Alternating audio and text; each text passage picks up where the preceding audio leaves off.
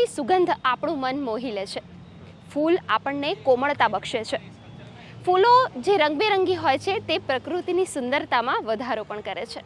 બસ આમ જ અન્યોના જીવનમાં કોમળતા ભરી દેતા લોકોની વાતો, પ્રેરણાદાયી ખબરો અમે આપના સુધી લઈને આવીએ છીએ છેલ્લા 6 વર્ષથી દર સપ્તાહે આપના ગમતા કાર્યક્રમ ગુડ ન્યૂઝ ગુજરાતના માધ્યમ દ્વારા.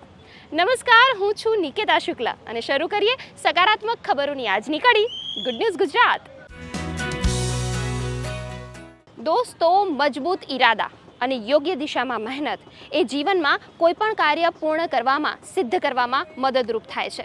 અને આ વાતને ચરિતાર્થ કરી બતાવી છે અમદાવાદના અતુલ મકવાણાએ, કે જેમને ભગવાને આંખો નથી આપી પરંતુ મજબૂત મન અને દ્રઢ નિશ્ચય આપ્યો છે, જેના કારણે તેઓ રાષ્ટ્રીય કક્ષાની સ્વિમિંગ કોમ્પિટિશનમાં બ્રોન્ઝ મેડલ જીતીને ગુજરાતનું ગૌરવ વધાર્યું છે અને દરેક માટે પ્રેરણા સ્ત્રોત બન્યા છે.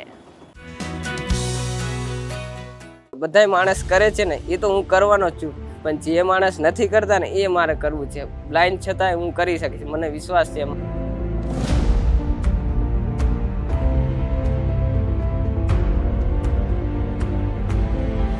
સફળતા મળે કે ન મળે એ તો કુદરતની હાથમાં, પણ આપણે એ કરવાનું. મનમાં આપણે એ ન થવું જોઈએ મેં આ નહોતું કર્યું.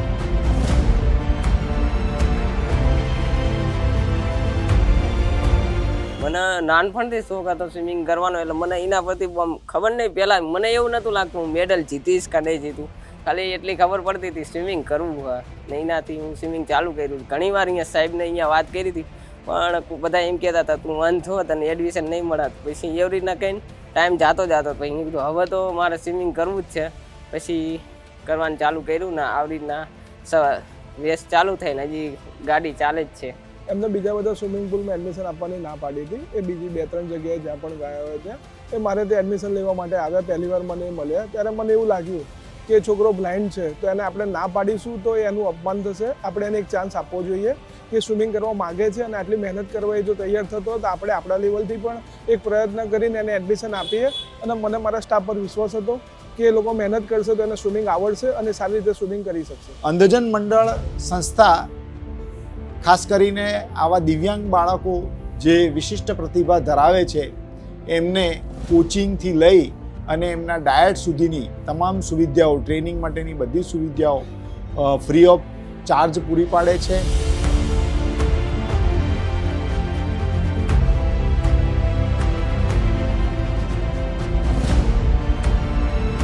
ત્યાંથી હસમુખ સર વિસલ વગાડીને મને કહે છે જ્યારે તારા વિસલ વાગે ત્યારે ડ્રાઈવ મારવાનો.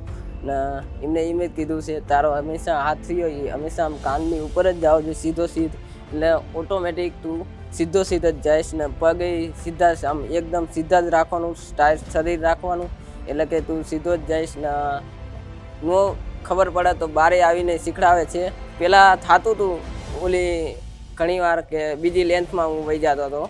પહેલાં 2-3 મહિનામાં એક લેન્થમાંથી બીજી લેન્થમાં વહી જતો. આમ જેમ સાપ તર એવી રીતના હું તરતો હતો. પછી હરવે એમને ટેકનિકો બતાવી છે તેથી હું સીધું તરી શકું છું. એ જોઈ ન શકવા હોવાના કારણે એમને બધું મેન્યુઅલી અને પ્રેક્ટિકલી એકવાર એમને મૌખિક સમજણ આપવી પડે છે ને એનું એ જ વસ્તુ આપણે જે પ્રેક્ટિકલી સમજણ એને પાણીમાં ઉતરીને બતાવવું પડે છે કે આ સ્વિમિંગ પુલ છે, સ્વિમિંગ પુલમાં આ બાજુ સેલો એરિયા છે, ડાબી બાજુ સેલો એરિયા છે, જમણી બાજુ ડીપ એરિયા છે. અને કઈ બાજુથી તમે સ્વિમિંગ કરશો તો દરેક 2.5 મીટરે લેન આવેલી છે.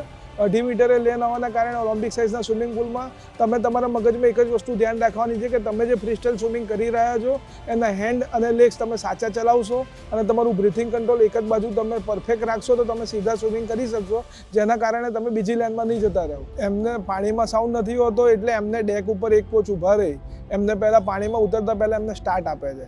એ સ્ટાર્ટ લે છે અને પછી એ સ્વિમિંગ કરવાનું ચાલુ કરે એટલે બીજા કોચ એમને ગાઈડ કરે છે કે તમે સીધું સ્વિમિંગ કરી રહ્યા છો કે આડું કરી રહ્યા છો. જો એ સીધું સ્વિમિંગ ના કરી રહ્યા હોય તો એમને વિસલ મારી કોચ સીધું સ્વિમિંગ કરવા માટે ગાઈડ કરે.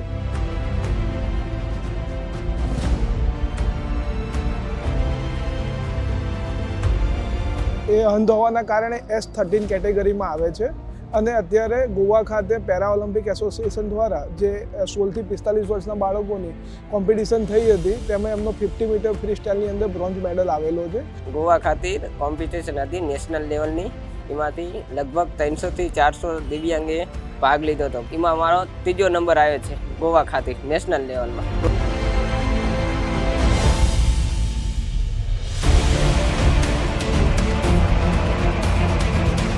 તમે તમારી કમજોરીને જોઈને એમ ન વિચારતા કે મારાથી આ નહીં થાય.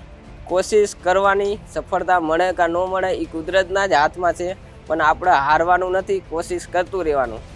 મેં કોશિશ મળી હતી તો મને થોડીક સફળતા મળી છે. તો હવે થોડીક વધારે મહેનત કરીશ તો મને થોડીક વધારે સપોર્ટ મળશે ને સફળતા મળશે. એટલે આપણાથી નહીં થાય એવું નહીં વિચારવાનું. થાય છે. મહેનત કરશો તો બધું તમે પ્રાપ્ત કરી શકશો. ગુડ ન્યૂઝ ગુજરાત માટે કૃણાલ ચૌહાણ સાથે સુમન બોરાનાનો રિપોર્ટ.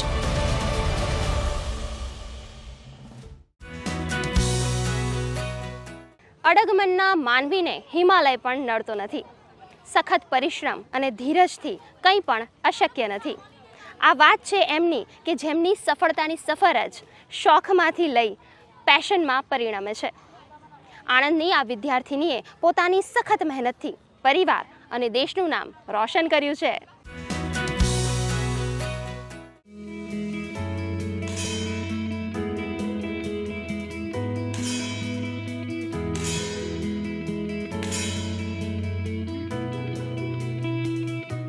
દીકરી ધારે તો કેવળ અભ્યાસમાં જ નહીં પણ રમતના મેદાનમાં બાજી મારી શકે છે. આનું જીવંત ઉદાહરણ છે આણંદના વૈદેહી પંચાલ કે જેઓ સખત મહેનતથી સફળતાના શિખરો સુધી પહોંચ્યા છે અને હાલ ભોપાલ અને પૂનામાં રમાયેલ રાઇફલ શૂટિંગ સ્પર્ધામાં સારા સ્કોર કરીને હવે તે નેશનલ માટે ક્વોલિફાય થયા છે. હું હમણાં રિસેન્ટલી જ 67th નેશનલ ચેમ્પિયનશિપ ભોપાલમાં જે યોજાઈ હતી તે રમીને આવી છું. મેં જ્યારે સ્ટાર્ટિંગ કર્યું હતું ત્યારે રિસેન્ટલી જ ઇન્ડિયાના ઘણા બધા મેડલ્સ આવી રહ્યા હતા રાઇફલ શૂટિંગમાં. તો મને એમ ઈગરનેસ થઈ કે હું બી આ ગેમમાં જોઈન થાઉં. અને આ વાત સાચી છે કે આ ગેમ બહુ એક્સપેન્સિવ છે, બટ મારી સંસ્થાએ અને મારા પેરેન્ટ્સના ખૂબ જ સપોર્ટથી, મેન્ટલી, ફાઇનાન્શિયલી બધા જ રીતે સપોર્ટ હતો એટલે હું આમાં આગળ વધી શકી છું. મારા કોચની મારી પાસે સતત મહેનત, મારી સંસ્થા CES સંસ્થાની મને સતત સપોર્ટ અને મારા મમ્મી પપ્પાના સપોર્ટ અને આશીર્વાદના લીધે જ હું અત્યારે અહીંયા સુધી પહોંચી શકી છું. એક મધ્યમ વર્ગના પરિવારમાંથી આવતા વિદ્યાર્થીઓ માટે રમતગમતમાં આગળ વધવા ઘણા સંઘર્ષ કરવા પડતા હોય છે. ત્યારે વૈદેહીની આ સફળતાથી અનેક દીકરીઓને પ્રેરણા મળી રહી છે. રાઇફલ શૂટિંગમાં જોવા જઈએ અને સ્કૂલમાં એકેડમી ચાલે છે. ફર્સ્ટ ટાઈમના સબ્જેક્ટ માટે મને વાત કરી કે પપ્પા મારે રાઇફલ શૂટિંગમાં રહેવું છે. તો મેં કે પપ્પા મને એક શોખ છે, ઈચ્છા છે, મને કરવું છે. તો કંઈ વાંધો બેટા કર. તો અમે એને પરમિશન આપી જવા માટે. પરમિશન આપી પછી એની ફર્સ્ટ ઇવેન્ટ આવી ડિસ્ટ્રિક્ટની. બહુ ઓછી પ્રેક્ટિસ પર એ બ્રોન્ઝ મેડલ લાવી હતી. આ એની અચીવમેન્ટ જોઈને પછી મેં એને કીધું બેટા એક કામ કર તો આમાં આગળ વધતું, તારે જે પણ જોઈએ જે કરવું હોય બધા મને સપોર્ટ કરીશું. ત્યાં પછી ડિસ્ટ્રિક્ટ મેચમાં લગભગ દરેકમાં ગોલ્ડ જ લાવી છે. સામાન્ય રીતે રાઇફલનું વજન 4.5 કિલોગ્રામ હોય છે, જેના માટે ફિઝિકલ અને મેન્ટલ ફિટનેસ જાળવવું જરૂરી હોય છે. આ તમામ પાસાને કેળવી વૈદેહી અભ્યાસની સાથે રાઇફલ શૂટિંગ માટે કલાકો પ્રેક્ટિસ કરીને પોતાની જાતને તૈયાર કરે છે. હું છેલ્લા 5 વર્ષથી ચરોતર એજ્યુકેશન સોસાયટીમાં as a rifle shooting coach તરીકે વર્ક કરી રહી છું અને અત્યાર સુધીમાં મારી પાસે ઓલમોસ્ટ 1000થી પણ વધારે વિદ્યાર્થીઓએ રાઇફલ શૂટિંગ શીખી અને ઘણું આગળ વધ્યા છે. જેમાં છેલ્લા 4 વર્ષથી ડિસ્ટ્રિક્ટ્સમાં ઘણા મેડલ આવી રહ્યા છે, સ્ટેટમાં પણ ક્વોલિફાઈડ શૂટર્સ થઈ રહ્યા છે અને હાલમાં યોજાયેલ રાઇફલ શૂટિંગની નેશનલ ચેમ્પિયનશિપમાં તે 3 કેટેગરીમાં નેશનલ ક્વોલિફાઈડ થઈ છે. યુથ, સબયુથ અને જુનિયર કેટેગરીમાં ક્વોલિફાઈ થઈ અને રિનોન્ડ નેશનલ શૂટર બની છે. સંસ્થામાં 10 મીટરની રેન્જ ઉપર બનાવેલી છે. તેની સાથે સાથે સંસ્થા વિવિધ ક્ષેત્રમાં એટલે કે ડ્રોઈંગમાં, મ્યુઝિકમાં, સ્પોર્ટ્સમાં એકેડમી ચલાવે છે અને દરેકના કોચ અલગ રાખેલા છે. દરેક વિદ્યાર્થીનો સર્વાંગી વિકાસ થાય અને સ્ટેટ લેવલે તથા નેશનલ લેવલે એમનું પરફોર્મન્સ ઘણું સુધરે તે માટે સંસ્થાએ આ એક્ટિવિટી ચાલુ કરેલી છે. છોકરાઓનું પરફોર્મન્સ પણ સ્ટેટ અને નેશનલ લેવલ સુધી પહોંચ્યું છે. તેથી હું વિદ્યાર્થીઓને દરેકને ખૂબ ખૂબ અભિનંદન આપું છું. ભવિષ્યમાં મારું હવે એક જ ટાર્ગેટ છે કે મારે સતત મહેનત કરીને હવે ઇન્ડિયા માટે કંઈક કરવું છે. મારી સંસ્થા માટે, મારા કોચ માટે, મારા પેરેન્ટ્સ માટે અને મારા સમસ્ત દેશ માટે મારે કંઈક કરવું છે. ગુડ ન્યૂઝ ગુજરાત માટે આણંદથી લાલજી પાનસુરિયાનો રિપોર્ટ. મિત્રો, ફેશન કરવી તો સૌને ગમે છે, પરંતુ બદલાતા સમય પ્રમાણે નવી ફેશન ક્રિએટ કરવી એ ઘણા ઓછા લોકોને આવડે છે. પરંતુ આજે આપણે મળાવીએ સુરતના એક યુવાન સાથે કે જેણે ફેશન ક્ષેત્રે પોતાની આવડતથી વિશ્વમાં ભારતની બ્યુટી વધારી છે. 3 દિવસ સુધી ઉજાગરા કરેલી મહેનત ખોટી ન ગઈ. હરેક ક્ષણ જાણે કળા ઘડતા ઘનશ્યામભાઈની મહેમાન થઈ ગઈ. ફક્ત 30 મિનિટમાં જ ઘડી કલાની એવી શૈલી કે વિશ્વના મંચે છવાઈ ગયા સુરતના આ લહેરી. હેરસ્ટાઇલિસ્ટનો એક competition Asian global world cup હતો, તો એમાં અમે ઇન્ડિયાથી પાર્ટિસિપેટ હતા 15 લોકો. ઓલ ઓવર 10 કન્ટ્રી પાર્ટિસિપેટ હતી. કઝાકિસ્તાનમાં ચેમ્પિયનશિપ યોજાયેલી હતી. Kazakhstan, China, Turkey, Iran, Uzbekistan and UK આવી ઘણી બધી ટોપ કન્ટ્રી પાર્ટિસિપેટ હતી. એમાં અમે હેરસ્ટાઇલિસ્ટમાં હું ગુજરાતથી અને સુરતથી પાર્ટિસિપેટ હતો. તો ત્યાં ફર્સ્ટ નંબર મારો હેરસ્ટાઇલિસ્ટમાં આવેલો છે અને 30 મિનિટમાં મેં હેરસ્ટાઇલ ફિનિશ કરી નાખેલી છે. જે વર્લ્ડ ચેમ્પિયનની હેરસ્ટાઇલ હતી એ હેરસ્ટાઇલ મેં ત્યાં બનાવેલી છે. ચેમ્પિયનશિપ માટે બહુ ઘણી બધી મહેનત કરેલી છે અને ત્યાં જઈને બી 72 કલાક કન્ટિન્યુ મેં પ્રેક્ટિસ કરેલી છે. સૂતો નથી ત્યાં જઈને બી, અને આ ઇન્ડિયામાં બી કન્ટિન્યુ મેં પ્રેક્ટિસ કરેલી હતી.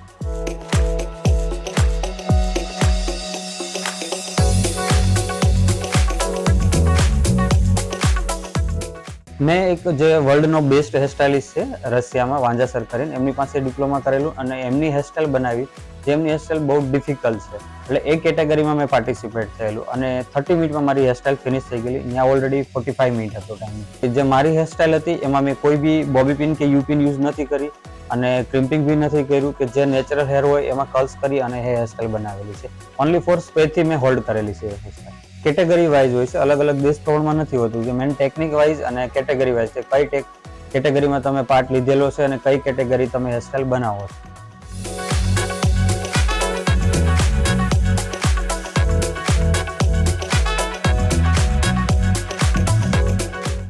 આ ફિલ્ડમાં હું 15 વર્ષથી છું અને 10 વર્ષથી હેરસ્ટાઇલિસ્ટ ફિલ્ડમાં છું. મેં ડિપ્લોમા રશિયામાં કરેલું છે હેરસ્ટાઇલિંગ. આ રીતના કન્ટિન્યુ વર્લ્ડ ચેમ્પિયન થતું હોય છે, યુરો વર્લ્ડ કપ થતું હોય છે. એ રીતના અમારી ઇન્ડિયન ટીમના જે પ્રેસિડેન્ટ છે CMC, તો વિક્રમ પાનિયાજી થ્રુ અમને કનેક્ટિંગ થઈ છે કે સિલેક્ટેડ થાય પહેલાં કે કેટલા લોકો પાર્ટિસિપેટ થશે.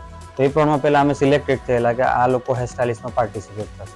આગળ બી હું ગયેલો છું. ફર્સ્ટ હું 2018માં બી ગયેલો છું, ત્યારે બી 2nd નંબર આવેલો છે હેરસ્ટાઇલમાં અને આઉટ ઓફ કન્ટ્રીમાં બી મેં ક્લાસ દીધેલો છે. ઘનશ્યામભાઈ ખૂબ જ સરસ હેરસ્ટાઇલ કરે છે. હું તેમની પાસે કોઈ પણ ફંક્શન હોય ત્યારે હેરસ્ટાઇલ કરાવું છું. તેમનું કામ ખૂબ જ અલગ અને સારું હોય છે. મોર્નિંગમાં તમે બનાવી છે, ઇવનિંગમાં કઈ ટાઈપની ચાલશે, કયા ફંક્શનમાં કઈ હેરસ્ટાઇલ ચાલશે, તો એ બી તમે ક્લાયન્ટના ફેસ એકોર્ડિંગ અને હેર એકોર્ડિંગ અમે બનાવીએ છીએ. જ્યારે બી કોઈ બી ટૂલ્સ અમે યુઝ કરીએ છીએ તો ટૂલ્સ બી એમના હેરના એકોર્ડિંગ યુઝ કરીએ છીએ, કે ટેમ્પરેચર કેટલું સેટ કરવું, કે એમના હેર ડેમેજ અને બ્રેકેજ ના થાય એ બી ધ્યાનમાં રાખવું જોઈએ. જ્યારે હેરસ્ટાઇલ અમે સ્ટાર્ટ કરીએ તો ફર્સ્ટ એમના હેર પ્રિપરેશન માટે અમે હેર ટૂલ્સ, રી પ્રોટેક્ટર સ્પ્રે બી અમે યુઝ કરીએ છીએ, કે ક્યાં માટે, કે એમના હેર ડેમેજ અને બ્રેકેજ ના થવા જોઈએ એટલા માટે. દરેક વ્યક્તિ પોતાની હેરસ્ટાઇલ માટે ખૂબ કોન્શિયસ હોય છે, કારણ કે આપણા વાળથી જ આપણો આખો લુક બદલાઈ જાય છે. તેમાંય મહિલાઓ માટે તો કેશ સજ્જાની એટલી વિવિધતા જોવા મળે કે જેની કલ્પના પણ ન કરી શકાય. ઘનશ્યામ સર ખૂબ જ સરસ હેરસ્ટાઇલ કરે છે. હું એમની પાસે કોઈ પણ ફંક્શન હોય ત્યારે હેરસ્ટાઇલ કરાવું છું અને હેરની બહુ જ કેર રાખે છે અને ડેમેજ પણ નથી થવા દેતા. એમનું કામ ખૂબ જ અલગ અને સારું હોય છે.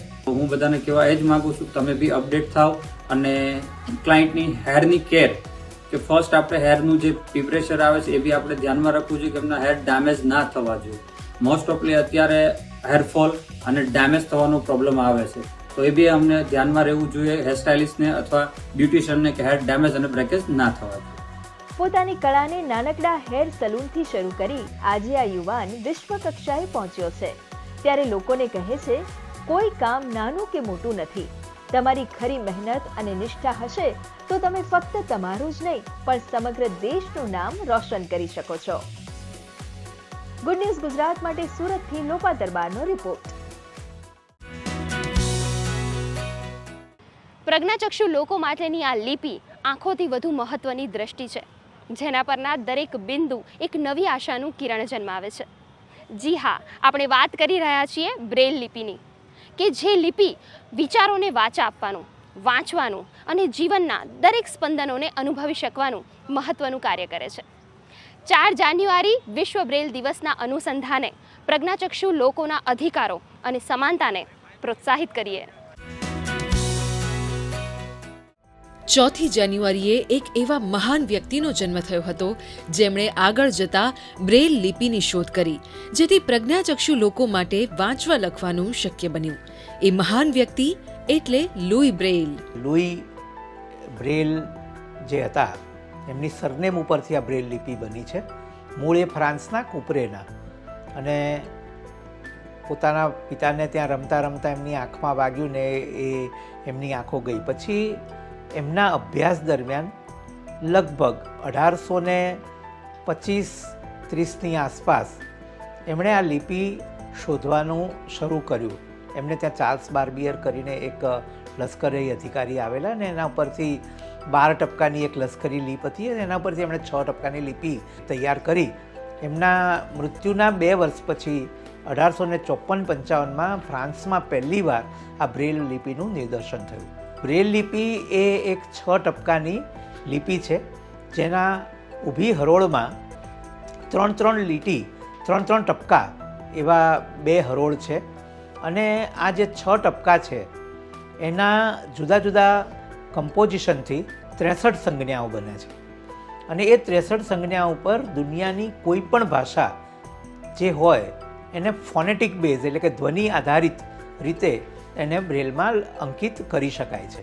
હવે બ્રેલ લિપિ માત્ર કાગળ પૂરતી મર્યાદિત નથી રહી, તે હવે ડિજિટલ યુગમાં નવી ઊંચાઈઓ પર પહોંચી રહી છે. બ્રેલ ઈ-રીડર્સ, સ્માર્ટફોન એપ્લિકેશન્સ અને બ્રેલ ડિસ્પ્લે જેવી શોધોએ પ્રજ્ઞાચક્ષુ માટે તેમના રોજિંદા જીવનમાં નવા દરવાજા ખોલ્યા છે. ખાસ કરીને બ્રેલ સ્કેનર જેવા ઉપકરણ કે જે ટેક્સ્ટને તરત જ બ્રેલમાં રૂપાંતરિત કરે છે.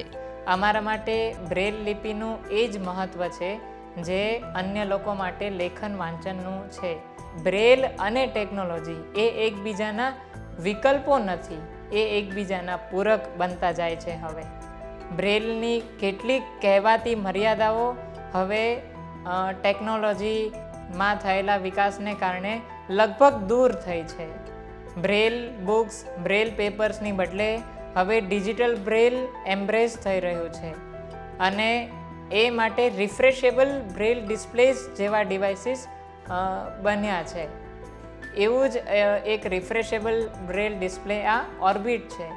અહીંયા રિફ્રેશેબલ બ્રેલ ડિસ્પ્લેનું કામ એ છે કે બ્રેલને ડિજિટાઇઝ કરવાનું.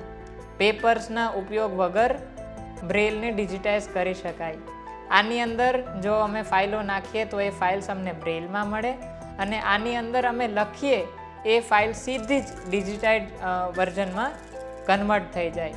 આને અમે કોઈ પણ રિફ્રેશેબલ બ્રેલ ડિસ્પ્લે હોય એને મોબાઈલ કે કમ્પ્યુટર સાથે કનેક્ટ કરી શકાય. અમે આ ડિવાઇસમાં જે ટાઈપ કરીએ એ સીધું કમ્પ્યુટર કે મોબાઈલ સ્ક્રીન પર ટાઈપ થાય, અને જે મોબાઈલ કે કમ્પ્યુટરની સ્ક્રીન પર ડિસ્પ્લે થતું હોય એ અમે બ્રેલની મદદથી પણ વાંચી શકીએ.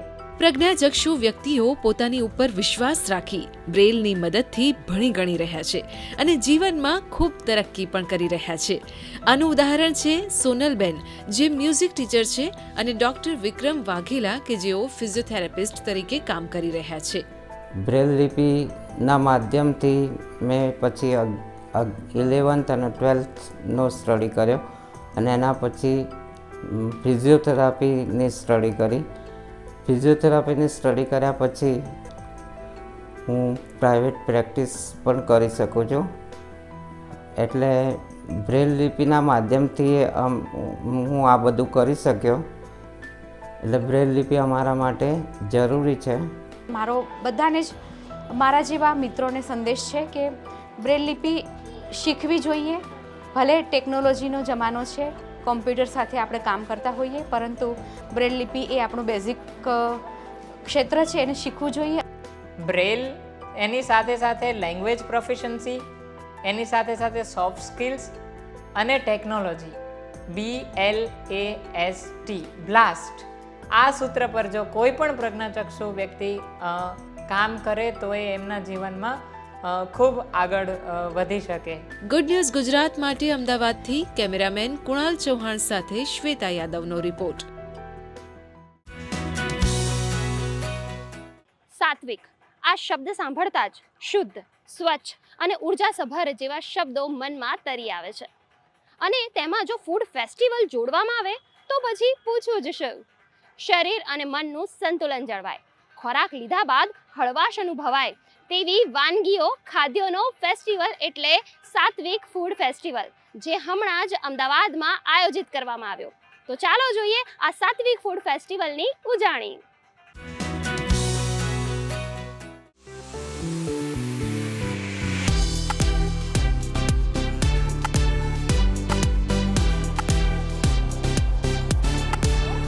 ફૂડ ફેસ્ટિવલમાં જે ખાલી ગુજરાત પૂરતું જ નહીં પરંતુ ઉત્તર પ્રદેશ, રાજસ્થાન, હિમાચલ પ્રદેશ દરેકના ફૂડ અહીંયા જોવા મળી રહ્યા છે. તેમાંથી મેં ઘણા ફૂડ ટ્રાય કર્યા છે. બધા જ ડ્રિંકમાંથી મને ડિફરન્ટ કોન્સેપ્ટ લાગ્યો હોય તો ચા વગરની ચા અને આયુર્વેદિક કોફી, તો દેટ વોઝ ધ ડિફરન્ટ અને મને બહુ જ મજા આવી. મારી આયુર્વેદિક કોફી છે, જે નોર્મલ કોફીમાં આપણે કોફી બીન્સ વાપરીએ છીએ એ નથી આમાં યુઝ કર્યા, અને રોસ્ટેડ મેથી અને બીજા દેશી મસાલા આપણે વાપર્યા છે, જે હેલ્થ માટે બહુ સારા છે. ગેસ, એસિડિટી આપણે નથી થતી એનાથી.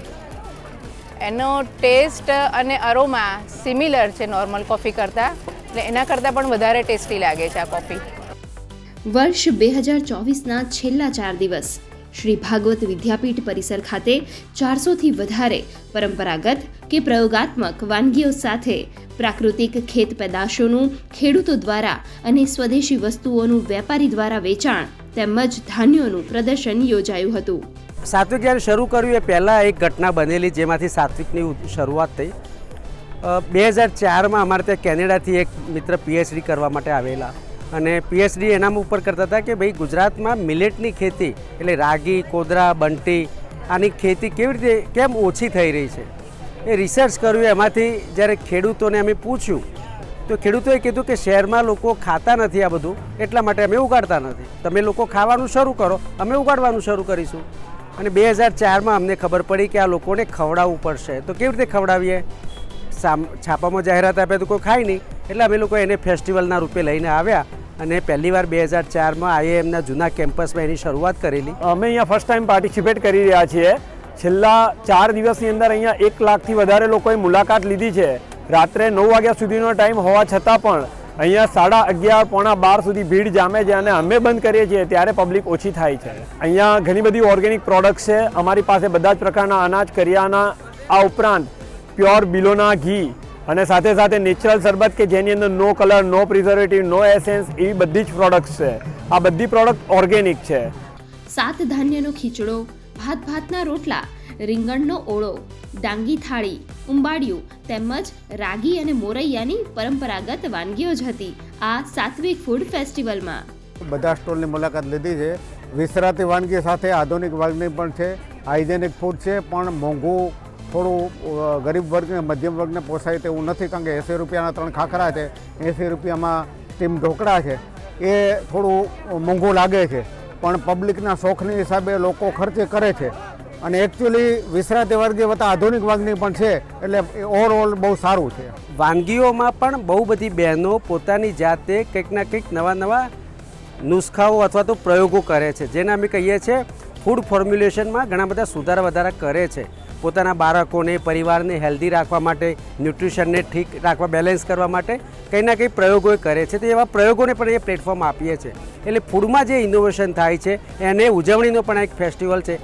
જુવાર પોંકની ટિક્કી, મકાઈની રાબ, ઓટની બ્રાઉની, નાળિયેરની રબડી, કુંવારપાઠાના ફૂલનું શાક, પાઇનેપલ તેમજ પાલકની જલેબી, શિંગોડા ચાટ જેવા અનેક ફૂડ ઇનોવેશનમાં સંતરા, ખજૂરનું અથાણું પણ રહ્યું આકર્ષણનું કેન્દ્ર. અત્યારે મારી રેસિપીમાં ખજૂર અને સંતરાનું અથાણું લઈને આવી છું. That is like combination of દેશી ઓર્ગેનિક ગોળ છે, સંતરા છે, ખજૂર છે અને લિટલ બીટ ઓફ અથાણાનો મસાલો છે, જે રાઈના કુરિયા, મેથીના કુરિયા એ છે મારી પાસે. મેઇન રીઝન એ છે કે આની સાથે ન્યુટ્રિયન્ટ સાથે ટેસ્ટ પણ છે. It's a good source of iron અને vitamin C. You can see the ingredients. શું પરંપરાગત આહારમાં જાત જાતના અખતરા કરી મોડર્ન ઢબમાં પીરસવાની ઘેલછાથી આહારનું સંતુલન અસ્થિર થઈ રહ્યું છે? એ આપણે સૌએ ચોક્કસ વિચાર કરવાની જરૂર છે. ગુડ ન્યૂઝ ગુજરાત માટે અમદાવાદથી ક્ષમા કામદારનો રિપોર્ટ. તો દર્શક મિત્રો, આ હતો આજનો અમારો સકારાત્મક ખબરોનો કાર્યક્રમ ગુડ ન્યૂઝ ગુજરાત. આપ આપના અભિપ્રાય અને આવી જ ગુડ ન્યૂઝ અમને મોકલી શકો છો. અમારો ઈમેલ આઈડી છે goodnewsgujarat@gmail.com. આ એપિસોડ આપ અમારી YouTube channel DD news Gujarati પર પણ નિહાળી શકો છો.